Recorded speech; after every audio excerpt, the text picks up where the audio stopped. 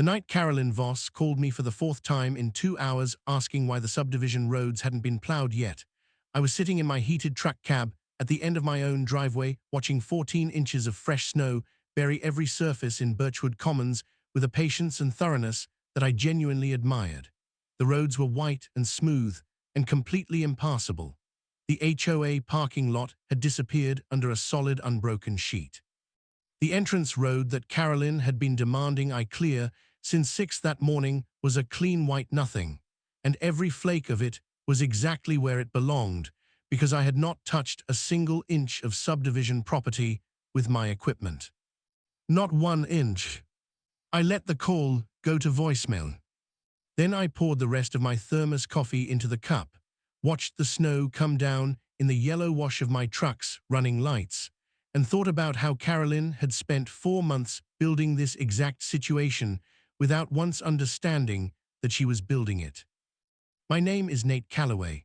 I'm 44 years old, and I run a small snow removal and landscaping operation out of Harwick, Minnesota, that I built from a single-used plow truck 12 years ago into a 4-vehicle operation with 8 seasonal employees and contracts across 3 counties. I know snow the way farmers know soil. I know what 14 inches at 28 degrees does to a residential road versus what 8 inches at 15 degrees does, and I know the difference between ice under powder and settled pack, and I know exactly how long it takes for an unplowed subdivision entrance to become genuinely impassable versus merely inconvenient. Birchwood Commons was at genuinely impassable. I knew because I had watched it get there and done nothing to stop it.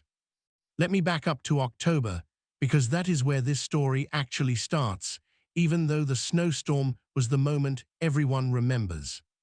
I had held the snow removal contract for Birchwood Commons for 6 years. Good contract, fair terms, the kind of account that anchors a winter season because it's reliable and the scope is well-defined. I plowed the internal roads, the HOA parking area, the entrance road and turnaround, and the walkways around the community mailbox cluster and the small park near the back fence. The contract spelled out trigger depths, response windows, materials costs for salt and sand, everything. It was a professional document that I had negotiated in good faith with the HOA board and renewed annually with minor adjustments. Then Carolyn Voss became HOA president in September. Carolyn was a retired HR director from a mid-size manufacturing company, which I mention not as a judgment, but as context for understanding her management style, which was to treat every interaction as a performance review and every agreement as a draft pending her revisions. She had moved into Birchwood Commons 3 years prior and had been on the board for 1 year before being elected president by a margin of 2 votes in an election where 9 people participated, which is how these things usually go. She called me in the first week of October before a single flake had fallen to discuss the contract. I assumed she meant the renewal. I had already drafted the new contract with a modest rate increase to account for fuel and labor costs, the same adjustment I made every other year. I assumed we'd go through the terms, maybe push back on the increase a little, sign, and be done. Carolyn did not want to discuss the renewal. She wanted to discuss augmentation. She explained that the HOA had been reviewing service contracts across the board, looking for operational efficiencies, and that in her assessment, the snow removal contract represented an opportunity for the community to benefit from an enhanced service relationship. I asked her what enhanced service relationship meant in practical terms. She said she wanted me to extend my services to include the private driveways of all 41 homes in the subdivision at no additional cost as part of a renewed community partnership. I asked her to repeat that. She did. 41 private driveways at no additional cost as part of a community partnership. I want to give you some numbers here because the numbers matter. Plowing 41 private driveways in a single pass after significant snowfall takes roughly 4 to 5 hours of equipment time, depending on layout and accumulation. At my standard residential rate, that service would cost somewhere between $1,800 and $2,200 per event. Birchwood Commons averaged 11 significant snow events per season in a normal year. Carolyn was asking me to absorb between $20,000 and $24,000 in uncompensated labor and equipment costs annually as a gesture of community partnership. I told her that wasn't something I could do.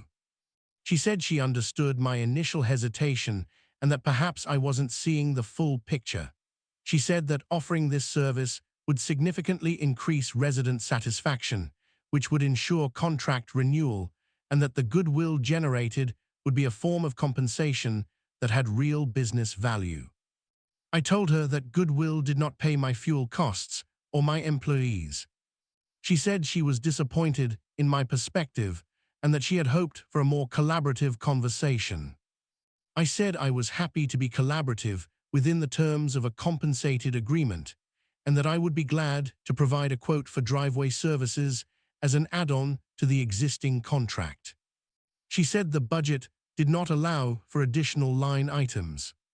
I said then I understood the situation and looked forward to renewing the existing contract on the established terms. She said she would need to take the matter to the full board. I said that was completely fine. The full board meeting was 2 weeks later. I was not invited to attend, which I noted. Patricia Ward, a board member who had been my primary contact for 3 of my 6 years with Birchwood Commons and who was honest in the way that people are honest when they've seen enough nonsense to have lost patience with alternatives, called me the morning after the meeting.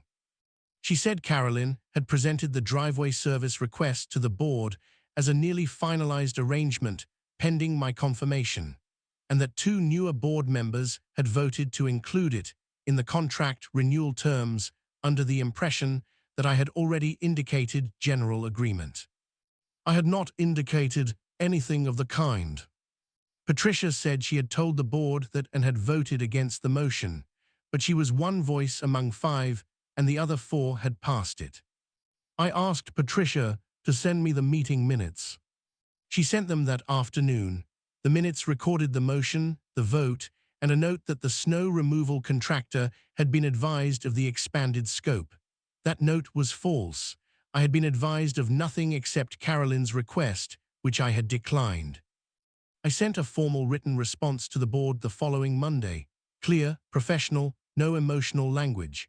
I stated that I had not agreed to the expanded scope, that the minutes contained an inaccurate characterization of our discussions, and that I would be happy to renew the existing contract on its established terms, but could not agree to provide uncompensated services. I asked for written confirmation that the minutes would be corrected.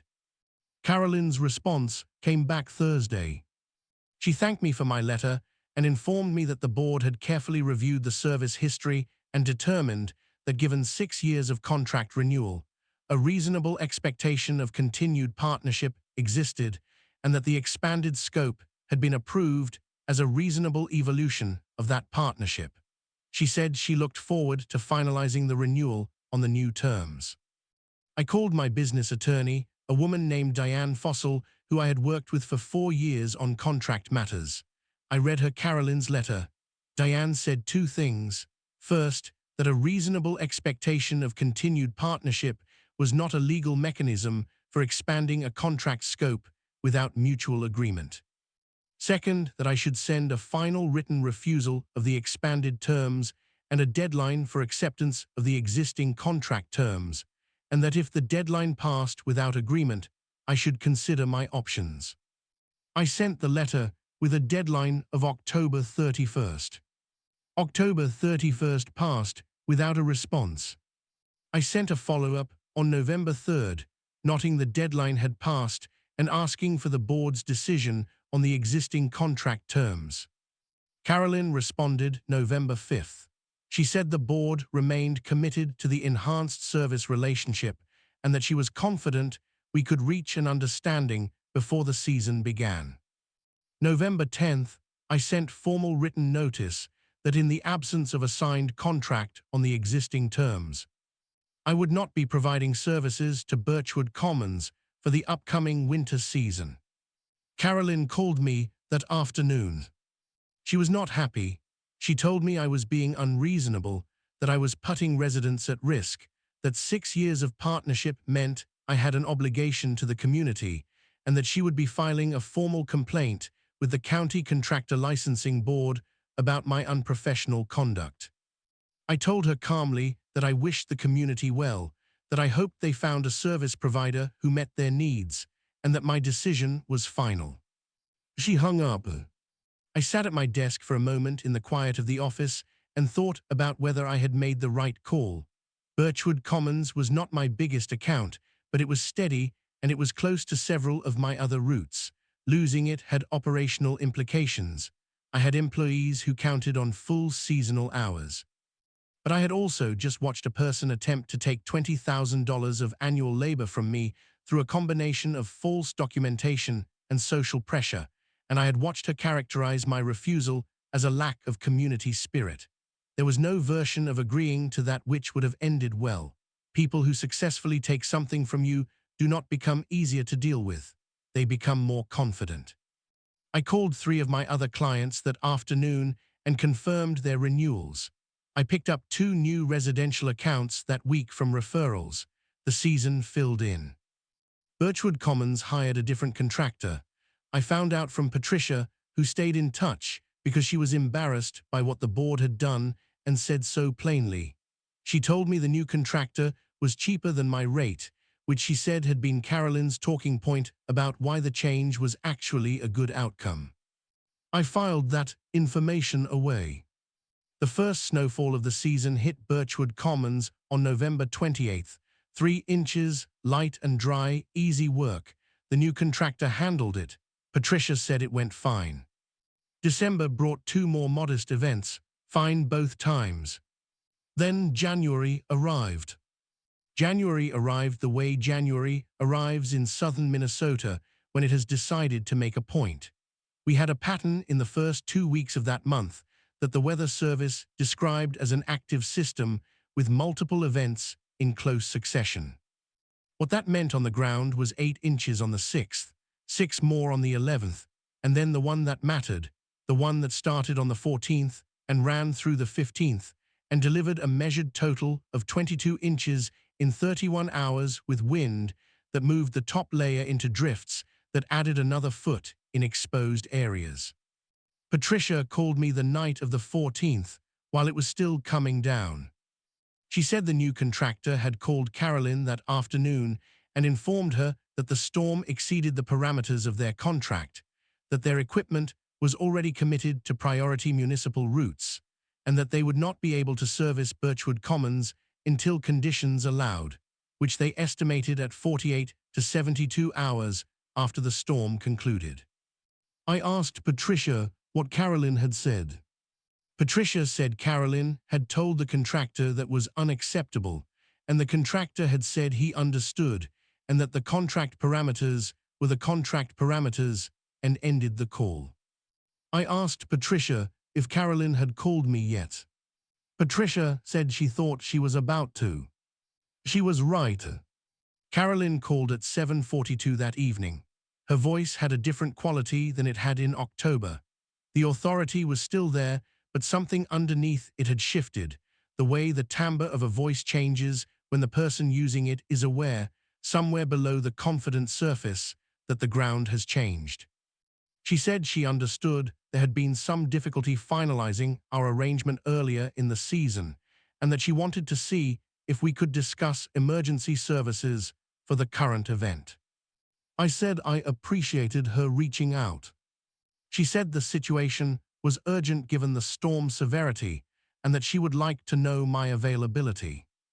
I told her I was fully committed through the duration of the storm and for 48 hours following due to existing contracts.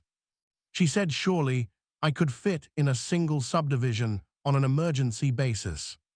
I told her I was sorry I couldn't accommodate that. She said she would make it worth my while, that she could authorize an emergency rate. I told her I didn't have the equipment hours available regardless of rate.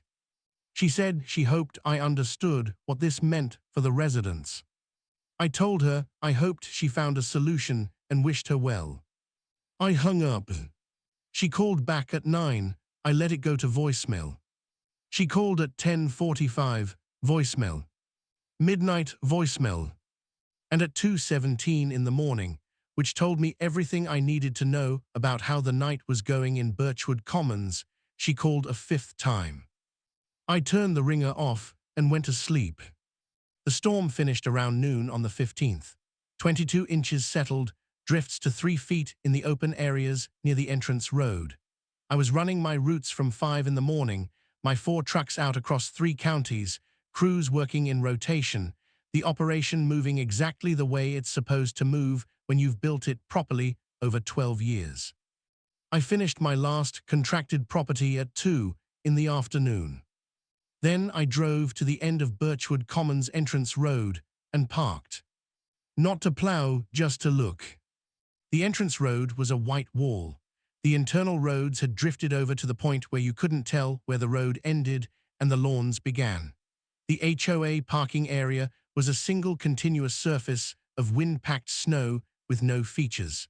2 cars that had been left in the lot were visible only as gentle white mounds. I poured coffee from my thermos and watched it for a while. My phone showed 6 voicemails from Carolyn, 2 from numbers I didn't recognize that were probably board members, and 1 from Patricia that just said, "Call me when you can, no emergency, just checking in." I called Patricia. She answered on the second ring. I could hear in her voice that she was tired and possibly had been awake most of the night. She said, "You're not going to plow us out, are you?" I said I was fully committed to my existing contracts and had no available hours. She was quiet for a moment. Then she said, "She's been calling everyone she can think of since last night. Nobody's available. The county plowing doesn't cover internal subdivision roads. We're completely locked in." I said I was sorry to hear that. Patricia said, "No, you're not." I said, "Patricia, I genuinely like you and I'm sorry you're dealing with this." She said, "Yeah." Then after a pause, she should have just signed the contract. I said she really should have. We hung up. I drove home. Birchwood Commons remained snowed in through the 15th, the 16th, and into the morning of the 17th, which was 60 hours after the storm concluded.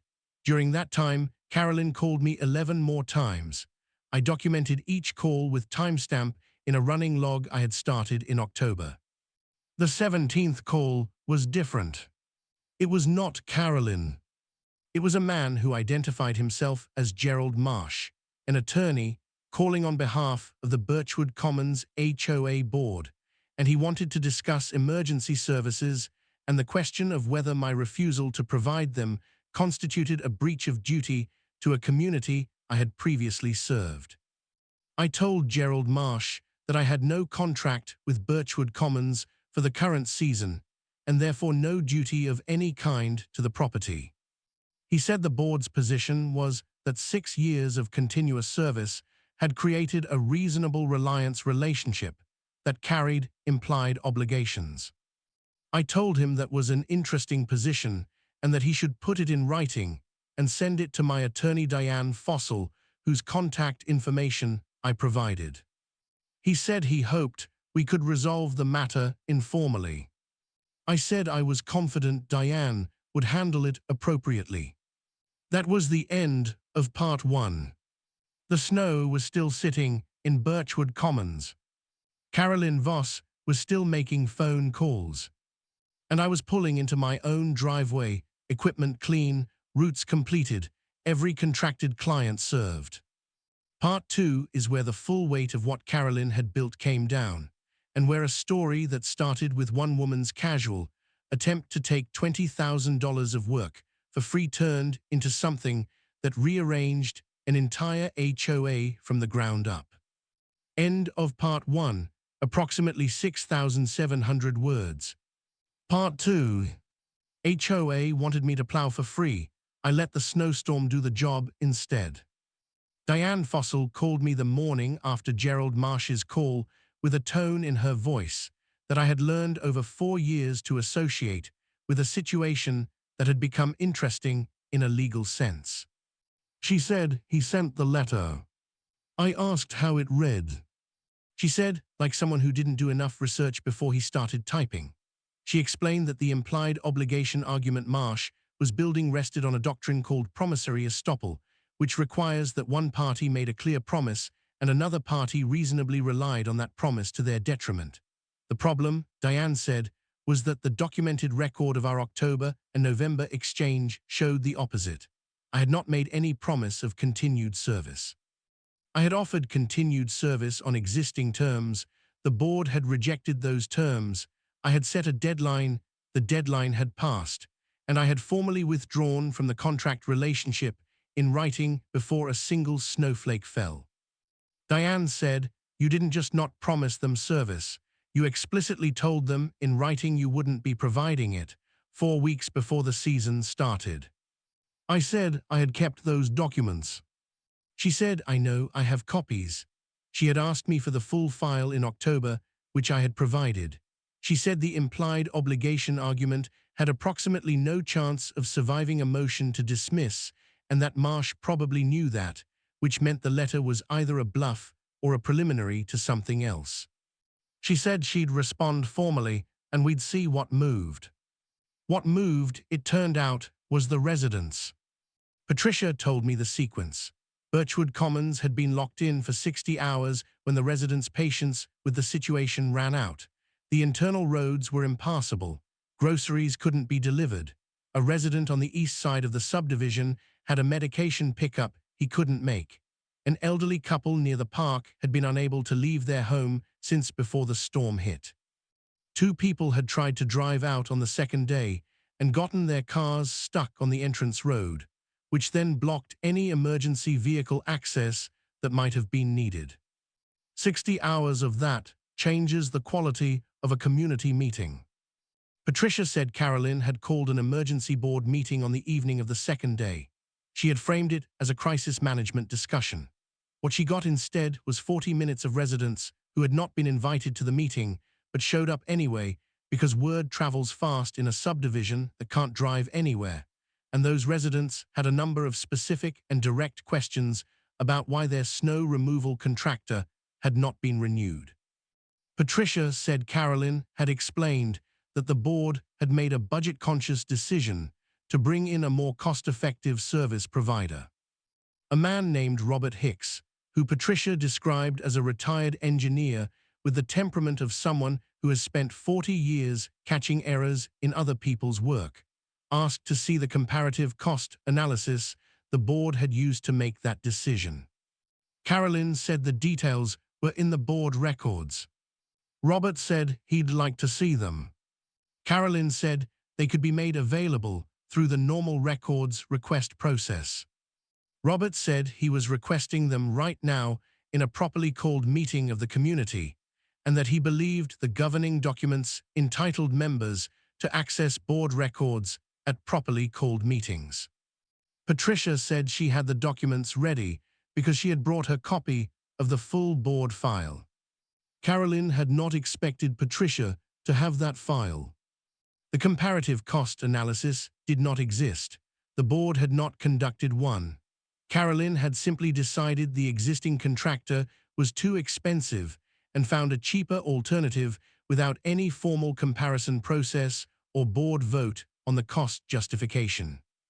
The cheaper contractor had a shorter response window provision in their contract and a weather event threshold that excluded the storm category Birchwood Commons had just experienced, which is why they had walked away from the job without legal consequence.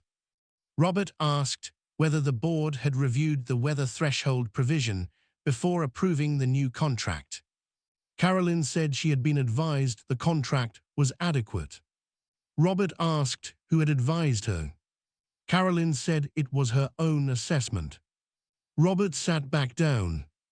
Patricia told me later that the room got the specific quiet that happens when everyone present reaches the same conclusion at the same moment, but nobody wants to be the one who says it out loud first. 2 days later, Patricia called and told me Robert Hicks had submitted a formal request for a special community meeting to review the board's contract decision-making process. He had collected signatures from 23 of the 41 households in 72 hours. The governing documents required signatures from 20% of households to compel a special meeting. 23 was 56%. The special meeting was scheduled for 2 weeks out. Diane filed the formal response to Marsh's letter in the meantime. It was 6 pages. Diane said 6 pages was more than the situation required, but she wanted to be complete. She walked through every documented exchange, cited the formal withdrawal notice, addressed the estoppel argument directly with case citations, and closed with a note that if the board pursued litigation, her client would seek attorney's fees under the relevant North Carolina statute governing frivolous HOA-related claims. Marsh did not respond to Diane's letter. I don't know what he told Carolyn, but she stopped calling me after that. The special community meeting took place on a Thursday evening 3 weeks after the storm. Patricia gave me a full account the following morning over a phone call that lasted 40 minutes. I had asked her to take notes if she could manage it without being obvious.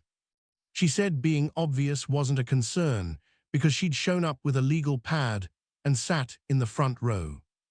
The meeting ran 2.5 hours.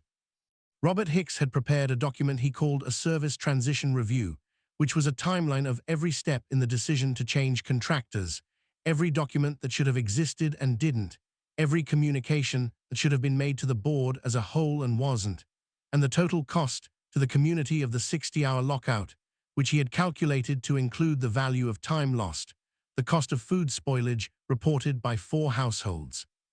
The out-of-pocket cost one resident had paid for a cab to reach his pharmacy, and the emergency plowing service the board had finally obtained on the 3rd day from a contractor who charged emergency rates. The emergency contractor had cost the HOA $4,200 for a single service call. My full season contract had been $9,800.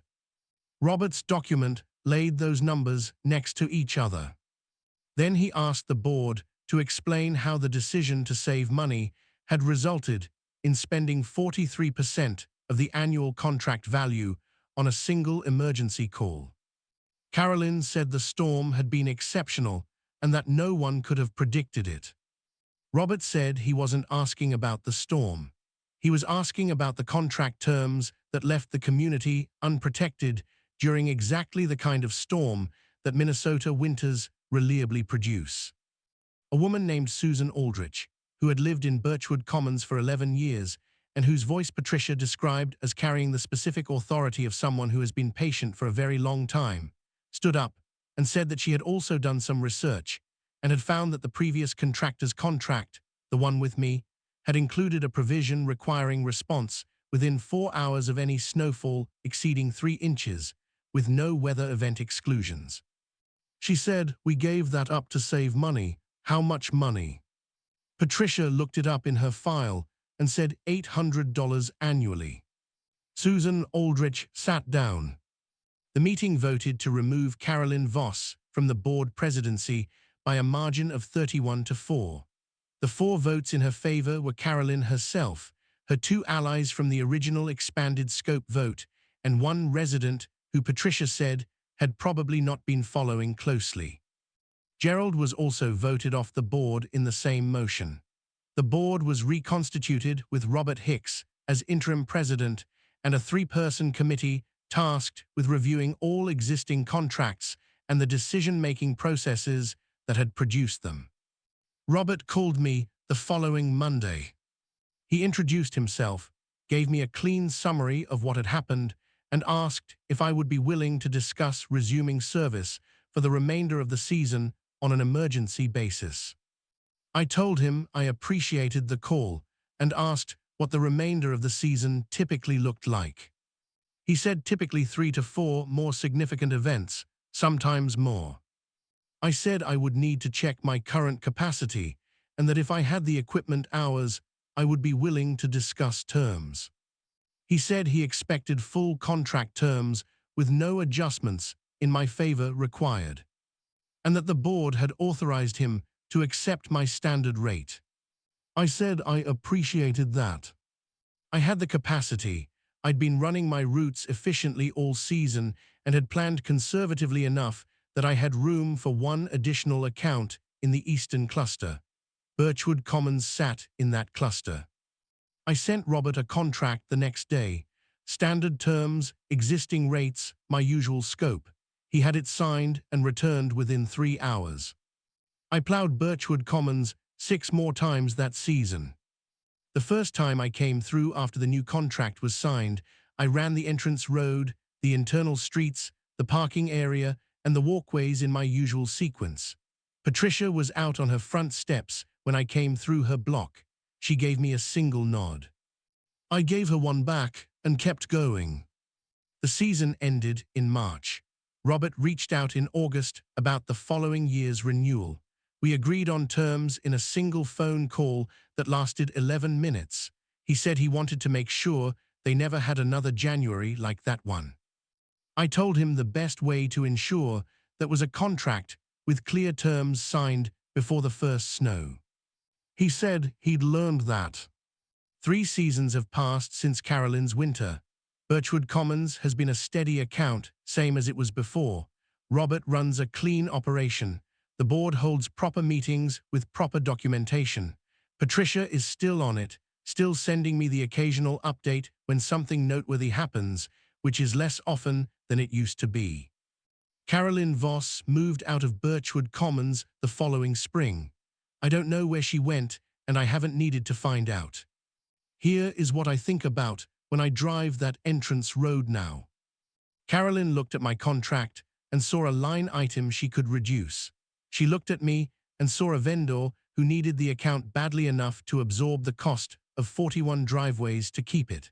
She looked at 6 years of professional service and decided there was a reason I owed her more, not a reason she owed me basic contract honesty. She was wrong about all of it. Not dramatically wrong, not wrong in a way that required a confrontation or a clever trap or anything more complicated than a formal letter and a signed withdrawal notice. She was wrong in the ordinary, documented, consequential way that people are wrong when they try to take something they aren't owed from someone who keeps records. The snowstorm did the rest. I didn't arrange the storm. I didn't sabotage their new contractor. I didn't call anyone or organize anything. I did my job for my clients, and I let the natural consequences of Carolyn's decision fall where they fell. 22 inches of Minnesota January is a fact of the landscape here. You either contract around it properly or you find out what it costs to have not done so. Carolyn found out.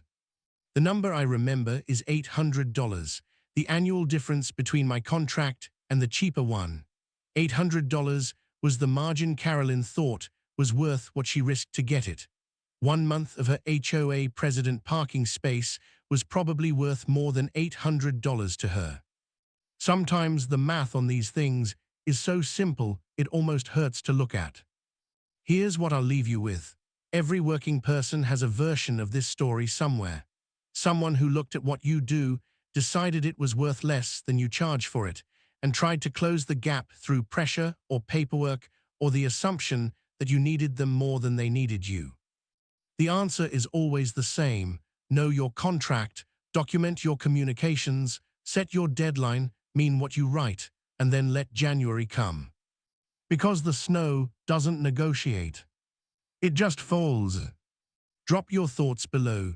If you've had someone try to take your work, your time, or your service for less than it's worth, tell me how it went. And if you're sitting on a bad contract right now wondering whether to walk away, ask yourself one question. What does January look like where you work? Because if it looks anything like Minnesota, you want your paperwork right before it arrives. End of part 2, approximately 6,600 words. Thumbnail text. She wanted free plowing. I let 22 inches of snow answer for me.